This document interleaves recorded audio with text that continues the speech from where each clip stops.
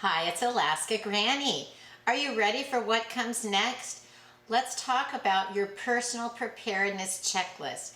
Every individual, every family, every community has their own unique things, their needs, their wants, their desires. And as preppers, there is no one set checklist of things you must have, skills you must know, tasks you must do.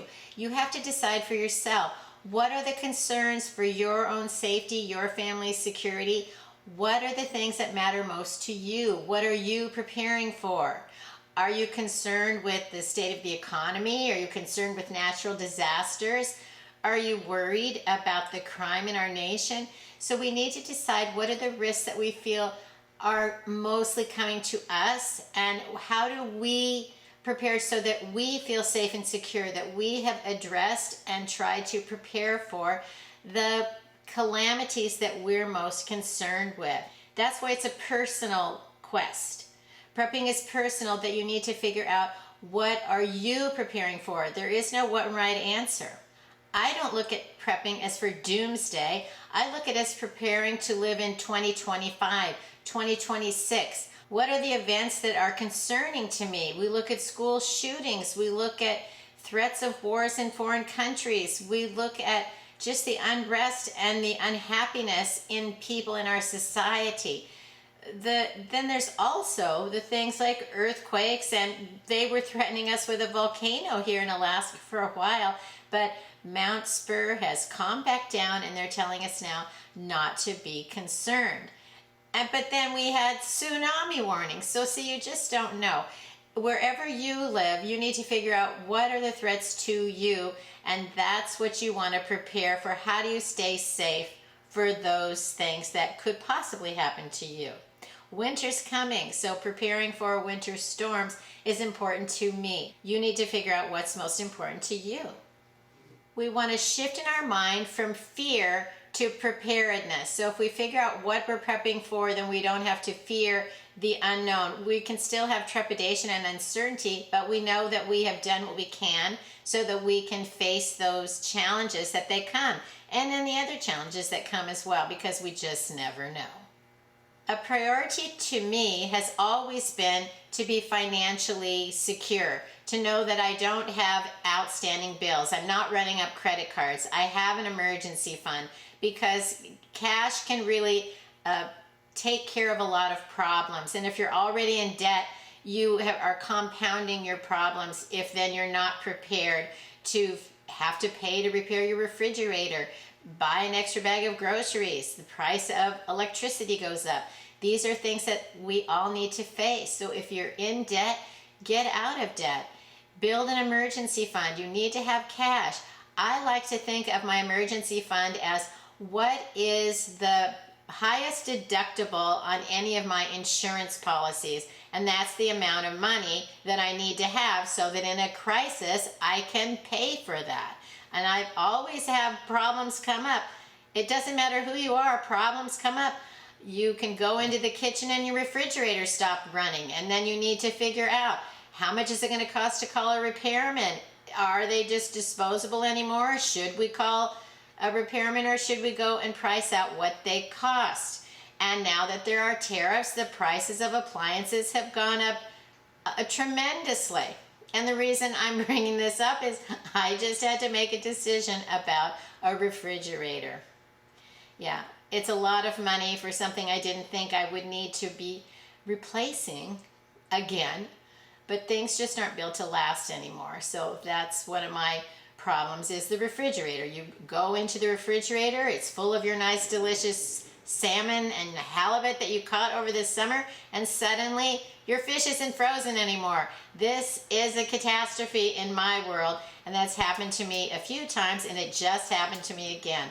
It doesn't even need to be a power outage to threaten the food in your freezer, which is one reason that I like to have a lot of canned foods, packaged foods, freeze-dried foods, and the longest lasting foods. I just have had too many problems through the many years of my life that the foods in my freezer were compromised because the freezer just stopped working. I don't know why. I've been cursed with that one multiple times, but it just is something that happens. So be prepared with cash to cover emergency situations. And the great thing about getting out of debt is instead of paying interest, then if you're saving money, you're earning interest. So you've swayed the pendulum completely the other way, where your money is working for you rather than you are working for the money. There's a real sense of freedom when you have prepared financially so that you don't have debts hanging over you. So my advice is get out of debt, save up some cash, and then be ready that you just can pay for things if you need to. We don't like it, but we can do it. Home sweet home. Our home is our castle. We hear this all the time. So one of the things you want to make sure is that you secure your home so that the doors have good locks, the windows have good locks, you have kept your house organized and cleaned up reasonably, and then you have filled it with supplies that can make your life run smoothly. To me, that's having a large supply of food. I want to have canned food, packaged food, freeze-dried food, camping meals, meals in a jar, all different kinds of food. I like to order food from the LDS or the Mormon Church for the longest lasting food. It's already put in number 10 cans. I can put it away on my shelf, and then I have that longest lasting food. So it'll last for 30 years and some of it more. I also like to buy food from Augustin Farms. Those are very high quality freeze-dried and dehydrated foods as well. I can pick them up at Walmart in Alaska. I've also ordered them online from Walmart and on Amazon. And if you might think they seem expensive, but when you're figuring out what is the supply of, say, fruits or vegetables that can last for 15, 20, 30 years, then that could be priceless in the future if you need something to eat. Plus, they're good foods that you could use anytime you need to. You don't have to wait for an apocalypse, SHTF, the end of the world as we know it. You can just maybe you don't have enough food in the house. You don't want to go to the grocery store. Times are hard. You're short on your paychecks. You can then go and eat some of that food, especially just the canned and packaged foods that we buy, the typical grocery store foods. Those are foods that you should be having lots of them, but it needs to be foods that you're willing to eat, that you use, rotate, and replace those foods. I like to use those foods on a regular basis, not on a daily basis, but I like to make meals so that I know how to use those foods. I can depend on myself, and I can then rotate the foods I have so I don't wake up one day and I haven't bought a new can of chili in 10 years and I have 50 cans of rotten chili. Nobody wants that to happen. So buy foods that you are willing to eat and then occasionally eat them, rotate and replace them. So you want your short-term food storage, which would be your grocery foods, the longest lasting foods, and then maybe think about sustainability. Do you have some seeds so that you could grow a garden if you needed to? Do you have some gardening skills?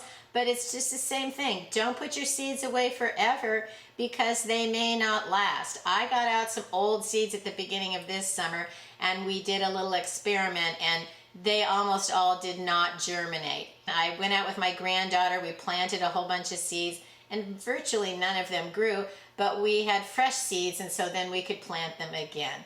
And so luckily we didn't just have the old seeds. So don't just put them away 10 or 15 years and don't use them. Sometimes they'll last for a while, but not always. Just like food, those seeds need to be used, rotated, and replaced. To keep your home running smoothly, maybe you need some kind of emergency power, some kind of a backup plan. Sometimes we can afford to get something like a generator or a portable power bank or a portable heater like a Mr. Buddy heater, some of those types of items, but they tend to be very expensive. And so they aren't always available for everyone to have those items. So we need to make priorities. Do you at least have some emergency lights? Do you have some warm blankets and heavy coats and things that you could put on? Do you have a sleeping bag that you could even tuck it inside your bed and then get inside the sleeping bag in your bed under your covers, and that can help you keep you warm? Or pitch a tent in your living room and everybody take your sleeping bag in your tent, in your house, because then you have a smaller space that you need to try to keep warm. So you don't always have to have the gigantic generators. It would be nice, but everybody can't afford it.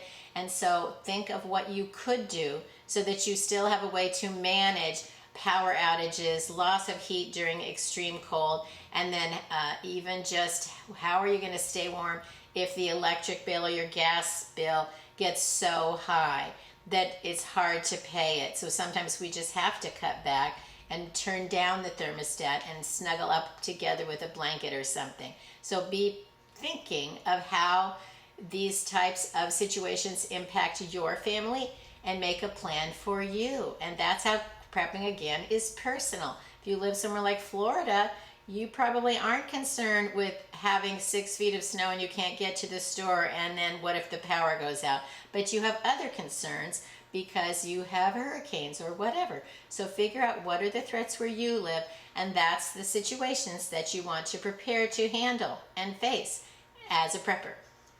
Knowledge is power. Be curious. Try to repair things, figure things out, solve problems, read books, look at things and figure out how can I DIY it myself? How can I take care of myself better? If, say, I don't have the money to go to the doctor, do I know some first aid skills? Do I have some simple remedies that I am prepared? If my family member has a fever, do you even have a thermometer? Make sure that you have some over-the-counter remedies. Make sure that you have some first aid supplies. Be prepared to take care of business. Are you ready to handle things that break around your house? Do you have some basic tools, basic curiosity on how things work, how you can repair them or get them going a little better so you can keep them chugging along? Sometimes we can do patchwork skills that we can get things going with, we always said, duct tape and baling wire, that we could get things going and keep them going a little bit longer until we absolutely have to replace something. Communication is important. Do you have an idea of how you could stay in contact with your family and your important people if the cell phones stop working, if the electricity goes down? Do you have a place where you know that you could meet up with your family in an emergency? Say you're at work or the grocery store and your kids are at school. Do you have a place that you can meet, a way to get home, a plan of a secondary place if your home is not safe? Even if you have, say, a fire in your home, have a communication plan with your family. Where is a meeting place outside of your home? We have a tree out in the front and we put a ribbon around it years ago. And if there's ever an emergency in the house, everybody in the family is to go to that spot in the front and meet together so we know everybody got out and is safe. So just those kind of situations that you think, what would I do if there was a problem in the house? What would I do if I was at the grocery store? What would happen if my kids were at school? So if you try to think of different situations, problem solve, and you then have an idea of what to do and you've talked about it so that you don't panic. You might still be scared, but you'll have an idea of what do I need to do? What's my plan of how I make this better? How do I get my family back together? How do we then move on from this situation and figure out what to do next? Create your own personal preparedness checklist. What are the food items that you want? What is the water supply that you need? How are you going to resupply that water and purify water? What are the tools that you need? The supplies, the first aid, the skills, and then the emergency plan. Where would you go? How would you get there? All of those different things, they're very individual. That's why as preppers, we need to be ready for what comes next. We need our own personal preparedness checklist that meets our needs, our family, our friends, our situations. So don't just rely on somebody's checklist on the internet. Look over your own situation, be thoughtful about it, plan what is going to be the best for you, and then practice some of those things. Check off those things. Do I have those supplies? Have I learned some new skills? Have I shared plans with my family so that there are no surprises that we can't face together? Let us know in the comments below, what are some other strategies that you think are important for us to have in our personal preparedness checklist. I hope you'll like my video, share it. Please subscribe to the Alaska Granny channel.